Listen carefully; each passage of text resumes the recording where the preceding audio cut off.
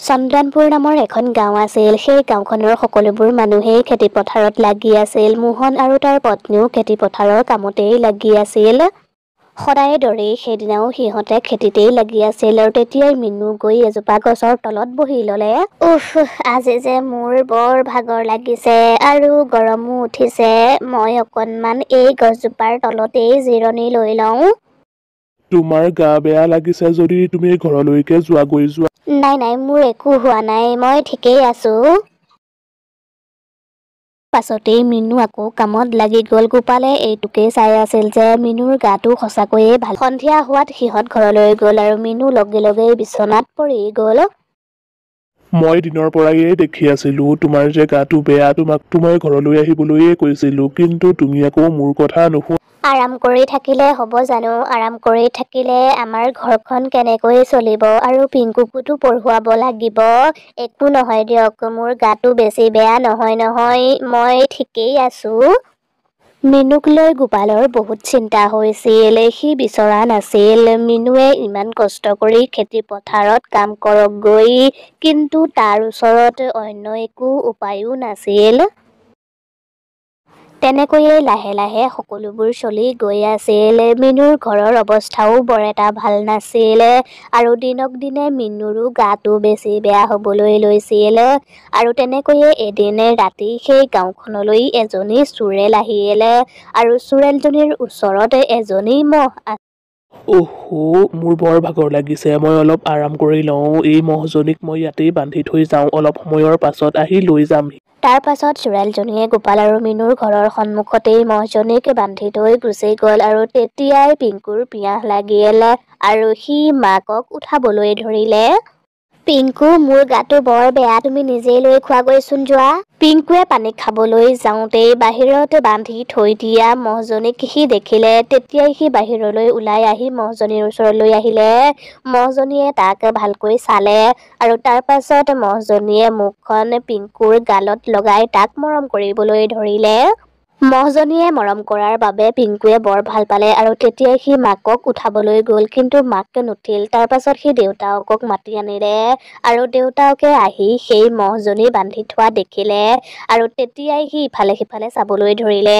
মহজনীক তেনেকৈ কোনে বান্ধি থৈ গৈছে, কিন্তু সি তাৰ আশে পাশে কাকোৱেই নেদেখিলে। গোপাল মহজনীৰ ওচৰলৈ গ'ল আৰু তেতিয়াই মহজনীয়ে গোপালকো মৰম কৰিলে। এই মহজনী দেখোন বহুত জ্ঞানী। গোপালে মহজনীৰ মূৰত হাত ফুৰাই আছিল আৰু তেতিয়াই সি দেখিলে মহজনীয়ে ভৰিত দুখ পাইছে আৰু দুখ পোৱা ঠাইৰ পৰা তেজ ওলাই আছে। আৰে, মহজনীয়ে দেখোন দুখ পাইছে, মই এতিয়া কি কৰো? দেউতা, তুমি নহলে মহজনীক ভিতৰলৈকে লৈ ব'লা। হয় দিয়া, মই মহজনীক পিছফালৰ বাগিচাখনতে বান্ধি দিওঁগৈ। তেতিয়াই গোপালে মহজনী তাৰ পৰা খুলি নি পিছফালৰ বাগিচাখনতে বান্ধি থলে আৰু কিছু সময়ৰ পাছতেই ৰাতিপুৱা হ'ল আৰু তেতিয়াই মিনু শোৱাৰ পৰা উঠি আহিল। আপোনালোকে ইয়াত কি কৰি আছে আৰু এই মহজনী ক'ৰ পৰা আনিলে? লৈ অনা নাই, আমাৰ ঘৰৰ সন্মুখত কোনোবাই বান্ধি থৈছিল, মইহে পিছফালে লৈ আহিলো। মহজনীয়ে দেখোন ভৰিত দুখ পাইছে, ৰ'ব মই দুখ পোৱা ঠাইকণ ভালদৰে চাফা কৰি তাত হালধি লগাই দিওঁ। মিনুৱে মহজনীৰ ভৰিখন পানীৰে ভালদৰে ধুই তাত হালধি লগাই দিলে আৰু তাৰ পাছত তাই পাকঘৰলৈ গৈ মহজনীৰ বাবে ৰুটি আনিলে আৰু ৰুটি খাই মহজনী শুই গ'ল। আপুনি আজি অকলেই পথাৰলৈ যাওক, মই পিংকুক স্কুলত থৈ আহি আজি ঘৰতেই থাকিম, নহ'লে মহজনীৰ খিয়াল কোনে ৰাখিব? মিনুৱে আকৌ এবাৰ মহজনীৰ ভৰিখন চাফা কৰি দিলে আৰু তাৰ পাছত তাই কিবা কামত ভিতৰলৈ গ'ল। ভিতৰৰ পৰা ওলাই আহি তাই দেখে মহজনীৰ গাখীৰ পানীৰ দৰে বৈ আছে আৰু সেইবোৰ দেখি তাই বৰ আচৰিত হ'ল। হে ভগৱান, ইমানবোৰ গাখীৰ! তেতিয়াই মিনুৱে এটা বাচন আনি দিলেহি আৰু কিছু সময়ৰ পাছতেই সেই বাচনটোও ভৰ্তি হৈ গ'ল। তাৰ পাছত মিনুৱে আৰু এটা বাচন আনি দিলেহি, কিন্তু সেই বাচনটোও ভৰ্তি হৈ গ'ল। লাহে লাহে তাইৰ পাকঘৰৰ গোটেইবোৰ বাচনেই গাখীৰে ভৰি পৰিল। শেষত মিনুৱে এটা ডাঙৰ বাল্টিং আনি পাতি দিলেহি। সেই বাল্টিংটো ভৰ্তি হোৱাৰ পাছতহে মহজনীয়ে গাখীৰ দিয়া বন্ধ কৰিছিল। ইমানবোৰ বাচনত গাখীৰখিনি দেখি তাই আচৰিতো হৈছিল, কিন্তু তাই ভালো পাইছিল। মই বুজি পোৱা নাই, এজনী মহে ইমানখিনি গাখীৰ দিব পাৰে জানো? কিন্তু এই গাখীৰখিনি এতিয়া মই কি কৰিম? তাৰ পাছত মিনু তাৰ পৰা গুচি আহিলে আৰু দুৱাৰ মুখতে ৰৈ গোপাল আহিছে নেকি বাৰে বাৰে চাবলৈ ধৰিলে। তেতিয়াই মিনুৱে দেখিলে সিহঁতৰ ঘৰৰ সন্মুখেদি এজন গাখীৰ বেপাৰী পাৰ হৈ গৈছে, কিন্তু হঠাৎ গাখীৰ বেপাৰীজন পৰি গ'ল আৰু তেওঁৰ গোটেইবোৰ গাখীৰ পৰি থাকিল আৰু তেতিয়াই তেওঁ মূৰে কপালে হাত দি কান্দিবলৈ ধৰিলে। দাদা, আপোনাৰতো বহুত লোকচান হ'ল। লোকচানৰ কথা নহয়, মই বহুত কষ্টৰ ফলতহে এই ম'হৰ গাখীৰখিনি পাইছিলো। অহাকালিলৈ মোৰ ঘৰত বিয়া আছে আৰু বিয়াৰ বাবে মিঠাই বনাবলগীয়া আছিল। মিনুৱে ভাবিবলৈ ধৰিলে আৰু ক'লে, এনেকুৱা কথা যদি গাখীৰ মোৰ ঘৰৰ পৰাই লৈ যাওক। আপুনি গাখীৰ বেচে? হয়, আমাৰ ঘৰত এজনী ম'হ আছে। আপোনাক যিমান গাখীৰ লাগে আপুনি নিব পাৰে। তেতিয়াই মিনুৱে পটাপট জগ কেইটাত গাখীৰ ভৰাই মানুহজনক দিলে। মানুহজনে গাখীৰৰ পইচাখিনি মিনুৰ হাতত দি দিলে। সন্ধিয়া গোপাল ঘৰলৈ অহাৰ পাছত মিনুৱে গোপালক কথাবোৰ ক'লে। আৰে বাহ মিনু, এইটো দেখোন বৰ ভাল কথা, কিন্তু এজনী মহে ইমানখিনি গাখীৰ দিব পাৰে জানো? বাৰু যিয়েই নহওক, মহজনীৰ কাৰণে আমাৰ বহুতো লাভ হৈছে। মিনু, তুমি এতিয়াৰে পৰা খেতি পথাৰলৈ যাব নালাগে। তুমি ঘৰতেই থাকি মহজনীৰ খিয়াল ৰাখিবা। আপুনি কথাটো ঠিকেই কৈছে, কিন্তু মহজনীৰ গৰাকীয়ে যদি মহজনীক নিবলৈ আহে তেতিয়া? তাৰ পাছত মিনু শুই থাকিল আৰু তেতিয়াই তালৈ চোৰেলজনী আহিল। চোৰেলজনীয়ে তাইৰ মহজনীক তাত দেখা নাপাই তাই মহজনীক বিচাৰিবলৈ ধৰিলে। কিছুদূৰ যোৱাৰ পাছতেই চোৰেলজনীয়ে এখন চোতালত কেইবাজনীও মহ বান্ধি থোৱা দেখিলে।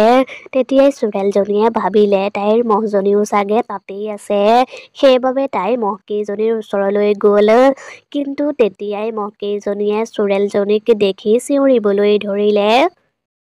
আৰে, এই মহকেইজনীয়ে কিয় এনেকৈ চিঞৰিছে? তেতিয়াই মহকেইজনীয়ে চোৰেলজনীক খুন্দিয়াবলৈ ধৰিলে আৰু শিঙেৰে তাইক খুচিবলৈ ধৰিলে আৰু তেতিয়াই চোৰেলজনীৰ বহুত খং উঠিল। তাৰমানে মোৰ মহজনী ইয়াত নাই, তেতিয়াহ'লে তাই ক'লৈ গ'ল? মই তাইক য'ত বান্ধি থৈ গৈছিলো, নিশ্চয় তাইক তাৰ পৰা কোনোবায়ে খুলি লৈ গুচি গ'ল। চোৰেলজনীয়ে তাইৰ মহজনীক নোপোৱাৰ বাবে তাই পাগলৰ দৰে হৈ গৈছিল। মহজনীক নাপালে দেখোন মই মৰি থাকিম। তাইৰ গাখীৰ খাইতো মই শক্তি পাওঁ। মোকনো কিহে পাইছিল তাইক তেনেকৈ এৰি থৈ যাবলৈ? চোৰেলজনীয়ে পাগলৰ দৰে মহজনীক বিচাৰি ফুৰিছিল, কিন্তু মহজনীটো গোপালৰ ঘৰৰ পিছফালৰ চোতালত আৰামত শুই আছিল। মহজনী বিচাৰোতে বিচাৰোতে ৰাতিপুৱা হৈ গ'ল আৰু ৰাতিপুৱা হোৱাৰ লগে লগেই চোৰেলজনী তাৰ পৰা গুচি গ'ল।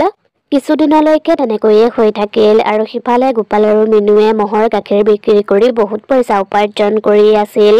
আনফালে চোৰেলজনীয়ে মহৰ গাখীৰ খাবলৈ নোপোৱাৰ বাবে শক্তিয়েই পোৱা নাছিল।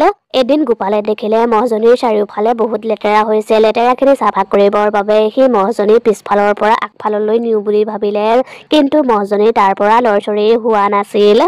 আৰে, মহজনী দেখোন আগফালৰ চোতাললৈ যাবলৈয়ে মন কৰা নাই। মই এতিয়া এইখিনি কেনেকৈ চাফা কৰো? গোপালে মহজনীক বাৰে বাৰে আগলৈ টানিছিল, কিন্তু মহজনী তাৰ পৰা লৰচৰেই হোৱা নাছিল। গোপালে যেনে তেনে টানি টানি মহজনীক আগফালৰ চোতালত নি বান্ধি দিলেগৈ আৰু তাৰ পাছত সি বিয়া এখন খাবলৈ গুচি গ'ল। সেইদিনা ৰাতিও চোৰেলজনীয়ে তাইৰ মহজনীকেই বিচাৰি ফুৰিছিল। গাখীৰ খাবলৈ নোপোৱাৰ বাবে তাই দুৰ্বল হৈ গৈছিল। গাঁৱৰ সকলোবোৰ মানুহেই শুই আছিল আৰু চোৰেলজনীয়ে চিঞৰি চিঞৰি তাইৰ মহজনীক বিচাৰি ফুৰিছিল। মোৰ মহজনী, কলৈ গলি তই? সোনকালে মোৰ ওচৰলৈ আহ, নহ'লে মই শেষ হৈ যাম। চোৰেলজনীৰ মাত শুনাৰ লগে লগেই মহজনীয়ে মাটিত ভৰি মাৰিবলৈ ধৰিলে। খুটাত বান্ধি থোৱাৰ বাবে মহজনী লৰচৰ হ'ব পৰা নাছিল। মহজনীয়ে বহুত চেষ্টা কৰিলে, কিন্তু মহজনী খুটিৰ পৰা এৰাই যাব নোৱাৰিলে। কিছু সময়ৰ পাছতেই তালৈ চোৰেলজনী আহিল আৰু চোৰেলজনীয়ে তাইৰ মহজনীক দেখি বহুত ফূৰ্তি পালে। তই ইয়াতে আছ? মই তোক ইমান বিচাৰি ফুৰিছিলো। তাৰ পাছত চোৰেলজনীয়ে মহজনীক খুটাটোৰ পৰা খুলি তাইৰ লগত লৈ গুচি গ'ল, কিন্তু মহজনীৰ চোৰেলজনীৰ লগত যাবলৈ অকণমানো মন নাছিল। মহজনীয়ে বাৰে বাৰে গোপালৰ ঘৰৰ ফালে টানিছিল আৰু তাই জোৰ জোৰকৈ চিঞৰিছিল যাতে তাইক আহি কোনোবায়ে লৈ যায়হি, কিন্তু মিনুৰ ঘৰৰ ভিতৰৰ পৰা কোনোৱেই ওলাই নাহিল। চোৰেলজনীয়ে মহজনীক টানি টানি লৈ গৈ আছিল। মহজনীও বাৰে বাৰে পিছুৱাই গৈছিল। মহজনীৰ চকুত চকু পানী আছিল। তাই জানিছিল তাইৰ ইচ্ছা নাই যদিও তাই এতিয়া চোৰেলজনীৰ সৈতে যাবই লাগিব। তাই আৰু কেতিয়াও গোপাল আৰু মিনুৰ ওচৰলৈ আহিবলৈ নাপায়। সেই সময়তে গোপালে বিয়া খাই উভতি আহি আছিল আৰু তেতিয়াই সি মহজনীক চোৰেলজনীৰ সৈতে দেখি বহুত ভয় খালে আৰু তেতিয়াই সি এজোপা গছৰ পিছফালে লুকাই থাকিলে আৰু সি চোৰেলজনীয়ে মহজনীক কোৱা কথাবোৰ শুনিলে।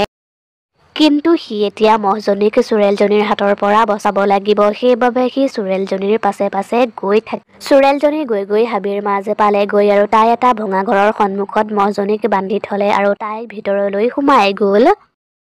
চোৰেলজনী ভিতৰলৈ যোৱাৰ লগে লগেই গোপাল তালৈ আহিলে আৰু গোপালক দেখি মহজনীয়ে বহুত ভাল। তেতিয়াই গোপালে মহজনীক লৈ তাৰ পৰা পলাল আৰু ঘৰলৈ আহি মিনুক সি সকলোবোৰ কথা কলে। এইবাৰ গোপালে মহজনীক পাছফালৰ চোতালত বান্ধি থলে। সিফালে চোৰেলজনীয়ে আহি দেখিলে তাই বান্ধি থোৱা ঠাইত মহজনী নাই। এইবাৰ কিন্তু চোৰেলজনীয়ে মহজনীক বিচাৰি নাপালে আৰু বহুত দিনলৈকে গাখীৰ খাবলৈ নোপোৱাৰ বাবে চোৰেলজনী মৰি থাকিল।